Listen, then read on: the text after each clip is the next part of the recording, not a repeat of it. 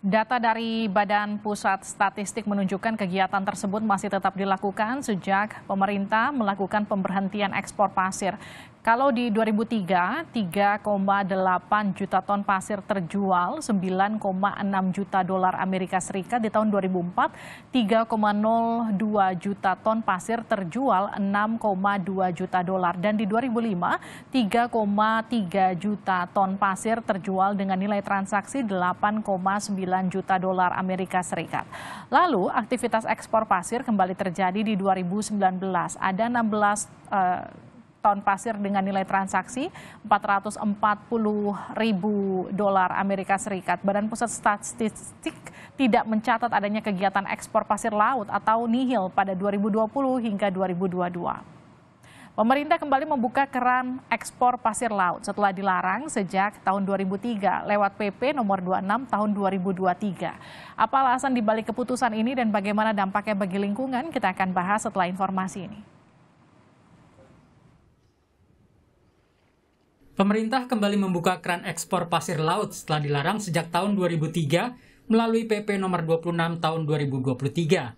Presiden Jokowi pun membantah isu dibukanya ekspor pasir laut demi memuluskan rencana investasi Singapura di IKN.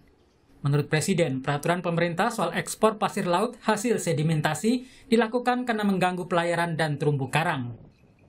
Soal ekspor pasir laut yang mengatakan bahwa kebijakan ini sengaja diterbitkan untuk memuluskan investasi Singapura ke IKN. Tanggapannya gimana, Pak? Enggak ada hubungannya. Ini sebetulnya yang di dalam perpres itu adalah pasir sedimen, ya, pasir sedimen yang mengganggu pelayaran, yang mengganggu juga terumbu karang. Memang dulu arahnya ini rapat sudah lama sekali, bolak-balik masih, karena nanti mesti arahnya ke situ. Menteri Kelautan dan Perikanan Sakti Wahyu Trenggono menegaskan ekspor pasir laut diizinkan hanya setelah ada analisis mendalam dari tim kajian. Menteri KKP menyebut akan membentuk tim kajian yang nantinya akan menentukan apakah pengerukan pasir sedimentasi boleh diekspor atau hanya cukup untuk kebutuhan dalam negeri saja. Menteri KKP memastikan penerbitan aturan ini dilakukan untuk memanfaatkan pasir yang terbentuk dari sedimentasi di dalam laut.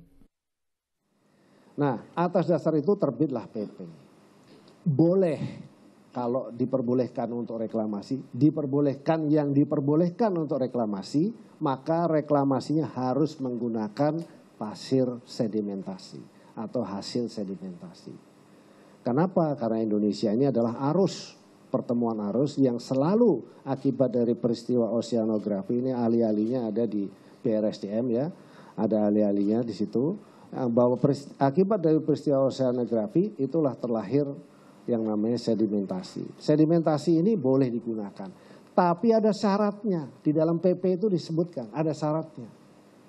Dibentuk dulu tim kajian yang terdiri dari ESDM, KLHK, KKP, perguruan tinggi, ahli pakar, dan bahkan saya minta juga dari LSM atau Greenpeace misalnya begitu. Akan saya minta. Greenpeace pun buka suara soal aturan sedimentasi yang diizinkan pemerintah. Greenpeace menilai pemerintah harusnya memperbaiki bagian hulu sungai, bukan malah mengeruk pasir hasil sedimentasi. Sedimentasi ini sebagian besar yang paling banyak sedimentasi itu berada di wilayah hulu sungai, kan, muara sungai. Muara sungai, kemudian kalau itu diangkat di daratnya diberesin dulu gitu. Kenapa begitu? Karena sumber dari sedimentasi tersebut kan adalah karena kegagalan kita di darat mengelola sumber daya alam kita, alih fungsi lahan, forestasi, jadi erosi, kemudian dibawa air sungai ke laut dan terjadilah pendangkalan sedimentasi. Dan itu mengganggu memang. Tapi kalau ingin membereskan itu, di darat dulu diberesin. Pastikan tidak ada alih fungsi lahan, deforestasi, tidak ada lagi yang disirim. Ini kan aneh kalau ingin mengangkat di laut, tapi daratnya nggak beres, itu kayak apa ya, kita membersihkan lantai yang bocor, tapi yang bocornya sendiri nggak ditambal dulu. Ekspor pasir laut dilarang pada tahun 2003 melalui surat keputusan Menteri Perindustrian dan Perdagangan. Namun di tahun itu ekspor pasir laut masih mencapai 3,8 juta ton, dengan nilai transaksi mencapai 9,6 juta dolar Amerika Serikat. Ekspor pasir laut bahkan masih terjadi hingga 2005. dengan volume 3,3 juta ton, dengan nilai transaksi mencapai 8,9 juta dolar Amerika Serikat. Setelahnya, ekspor pasir laut terus menurun sejak 2007 hingga 2008, yang tercatat masih dilakukan dengan volume 2 ton. Di tahun 2019, Indonesia kembali mengekspor pasir laut dengan volume 16 ton dengan nilai transaksi 440 ribu dolar Amerika Serikat. Setelahnya, tak ada ekspor pasir laut yang dicatatkan oleh BPS. Saat dihentikan tahun 2003, ekspor pasir laut dinilai menyebabkan kerusakan lingkungan, khususnya di Kepulauan Riau. Selain itu, ekspor pasir laut berdampak pada garis batas wilayah antar negara. Tim Liputan Kompas TV. Saudara, sejak dibuka kembali pada Mei 2023, ekspor pasir laut disorot karena dinilai tidak tepat. Siapa yang akan diuntungkan dari kebijakan itu, benarkah hanya karena persoalan mengatasi sedimentasi? Kita akan bahas bersama dengan Wahyu Muryadi, staf khusus bidang komunikasi dan kebijakan publik Kementerian Kelautan dan Perikanan, yang nanti akan bergabung bersama kita. Dan kini sudah bergabung Koordinator Nasional Jaringan Advokasi Tambang atau Jatam, Melki Nahar. Pak Melki, selamat malam. Selamat malam. Kita masih menunggu Pak Wahyu Muryadi untuk bergabung bersama kita, tapi saya ke Pak Melki lebih dulu ya Pak. Jadi kalau kita lihat setelah 2003 dihentikan ekspor pasir, kenapa kemudian Anda melihat Kementerian KKP ini kemudian membuka kembali keran ekspor ini? Ya, kalau kita flashback ke belakang begitu ya, terutama ketika pemerintah Indonesia sempat menghentikan ekspor pasir laut dulu dengan surat keputusan Kementerian Perindustrian dan Perdagangan waktu itu tahun 2003. Salah satu alasan pelarangan ekspor itu kan itu jelas tertuang dalam SK yang dikeluarkan oleh Kementerian Perindustrian dan Perdagangan. Salah satunya itu adalah terkait dengan mencegah kerusakan lingkungan yang lebih luas. Nah, kerusakan lingkungan yang mereka maksudkan saat itu adalah terkait dengan tenggelamnya pulau-pulau kecil begitu ya, akibat pasirnya dikeruk dan diekspor begitu. Dan ini terutama terjadi di wilayah Riau dan sekitarnya begitu. Jadi ada fenomena kemudian pulau-pulau kecil ini tenggelam. Lalu kemudian tiba-tiba setelah 20 tahun pelarangan ekspor ini, Jokowi begitu kemudian mengeluarkan PP 26 lalu kemudian membuka kembali ekspor ini. Sehingga kalau pemerintah menganggap bahwa ini bagian dari upaya mengatasi kerusakan lingkungan, jelas keliru gitu ya. Karena ini sudah kontradiksi dengan klaim awal pemerintah ketika 2003 tadi melakukan penghentian ekspor pasir laut ke berbagai negara. Sehingga dugaannya kemudian adalah ini kecenderungannya memang hanya untuk memenuhi kebutuhan pasar begitu ya. Terutama berbagai macam proyek di Indonesia, entah itu terkait dengan infrastruktur, entah itu terkait dengan properti, ataupun bahkan di ekspor keluar gitu ya. Dalam hal ini saya kira salah satu yang sangat berkepentingan adalah Singapura, tetangga kita. Karena Singapura sendiri begitu, pasca Malaysia, kemudian Vietnam dan Kamboja melakukan pelarangan untuk melakukan ekspor pasir, kan kelimpungan tuh Singapura gitu ya. Tapi kemudian situasi ini kayak menemukan momentumnya ketika pemerintah Indonesia justru mencabut kembali pelarangan ekspor tadi dengan membuka keran ekspor baru melalui peraturan pemerintah yang nomor 26 begitu. Ya, terkait dengan kajian Jatam sejauh ini soal ekspor pasir laut yang kembali dibuka seperti apa Pak Melki? Ya, selama ini kan ekspor pasir kita salah satu yang terbanyak itu kan dikirim ke Singapura begitu ya. Bahkan kalau kita cek Singapura itu wilayahnya itu kan sudah sudah semakin luas daratannya, bahkan sampai 12 kilometer persegi begitu ya. Artinya ada proyek reklamasi yang dalam skala besar gitu yang dilakukan oleh oleh pemerintah Singapura itu sendiri. Nah, dalam kaitan dengan konteks penambangan pasir laut di Indonesia, kalau kita merujuk ke data pemerintah sendiri, terutama Kementerian SDM, saat ini saja misalnya gitu ya, per 2022, itu ada 141 izin begitu ya, entah itu dalam kategori IUP ataupun kategori DIUP begitu, yang telah dikeluarkan oleh pemerintah untuk menambang pasir laut begitu. Sehingga jumlah ini kalau kita cek, ini yang kemudian berimplikasi pada maraknya aktivitas penambangan pasir laut di berbagai wilayah Indonesia. Salah satu yang cukup heboh ke publik waktu itu adalah ketika proyek Makassar Newport di Makassar itu pasir lautnya disuplai dari satu pulau kecil namanya Pulau Meringareng oleh PT Boskalis waktu itu. Jadi kerusakannya kan kemudian terlampau serius begitu dan bahkan berjangka panjang.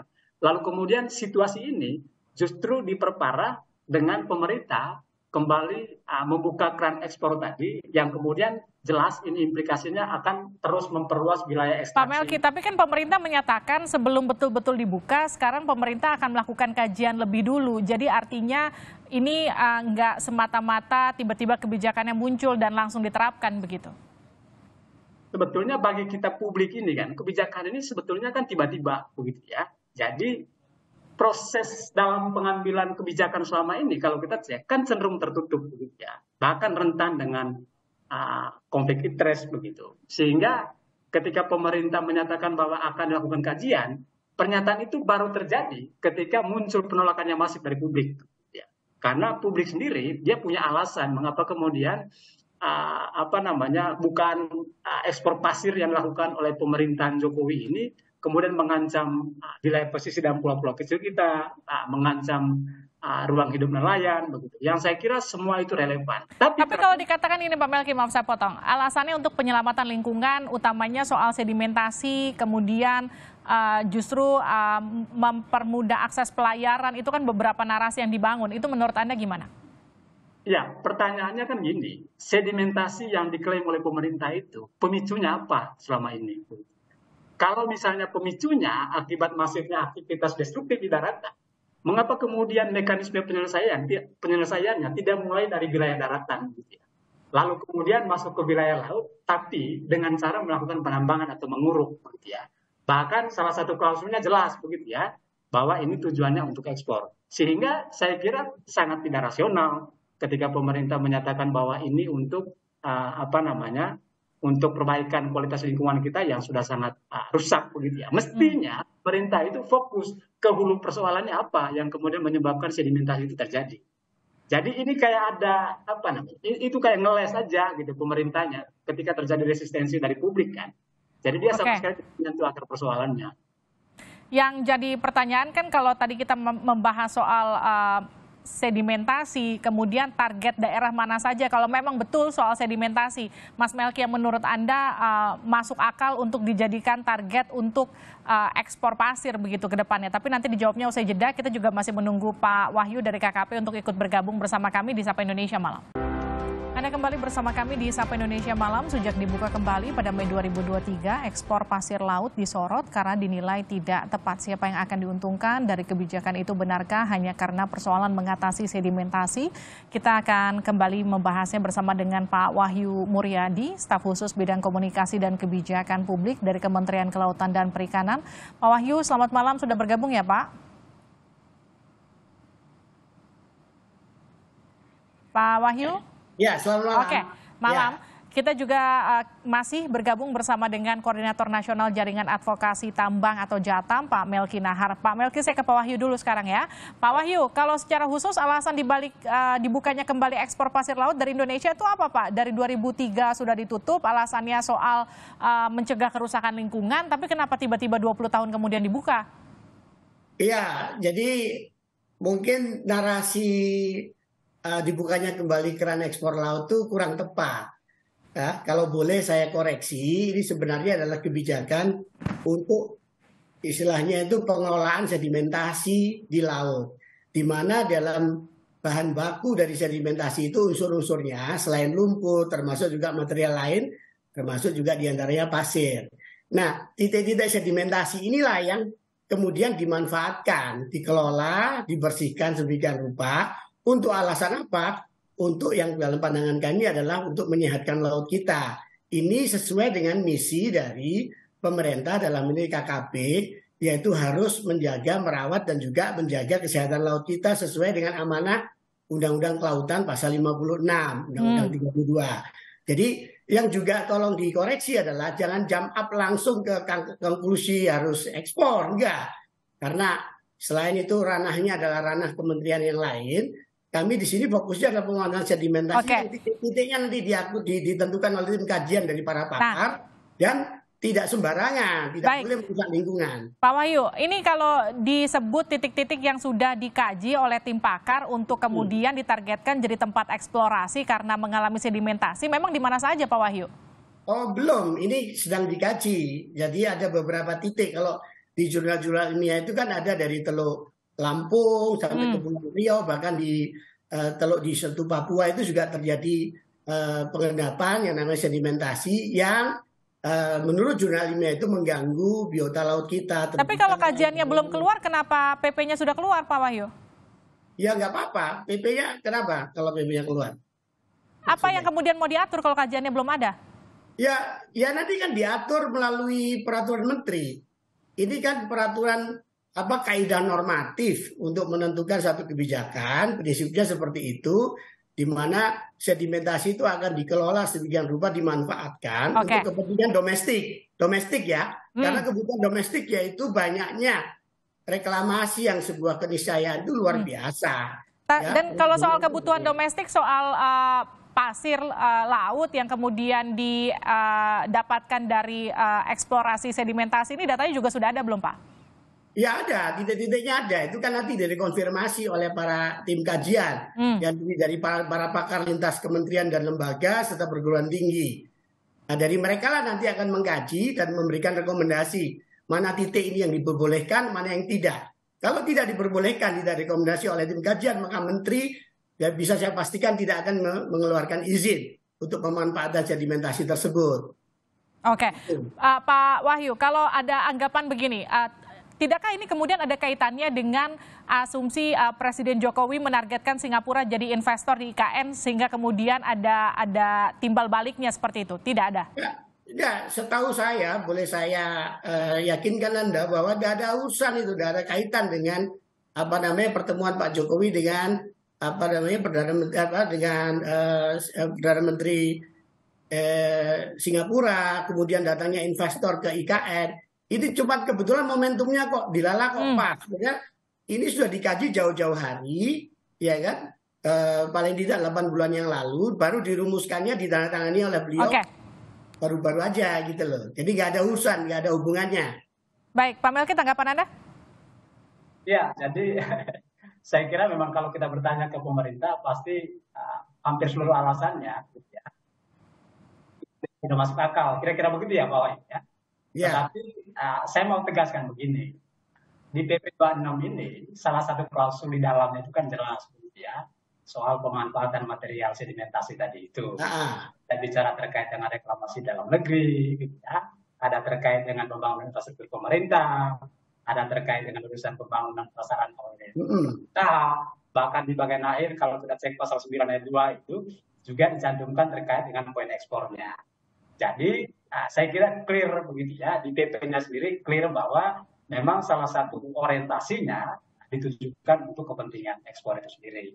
Ya, ada kalau baca PP 26, kalau baca tuntas, maka ekspor itu urusan yang kesekian, itu diprioritaskan untuk kepentingan domestik. Karena kebutuhan reklamasi itu luar biasa banyaknya dan banyak titik. Persis. Dan selama ini bahan untuk reklamasi itu nggak jelas. Pernah nggak ngecek? Di Pantai Jakarta kayak di Batam kayak di mana-mana itu dari mana reklamasinya kan nggak jelas. Nah ini sudah data. Menteri akan mewajibkan bahwa hasil urukan itu materialnya hanya boleh diambil dari hasil sedimentasi. Oke, artinya kita masih menunggu hasil kajiannya ya Pak Wahyu ya, sampai kemudian nanti akan kita lihat akan seperti apa nanti pelaksanaannya. Baik, terima kasih Pak Wahyu, terima kasih Pak Melki. Mohon maaf waktu kita terbatas. Terima kasih telah bergabung bersama kami di Sapa Indonesia Malam.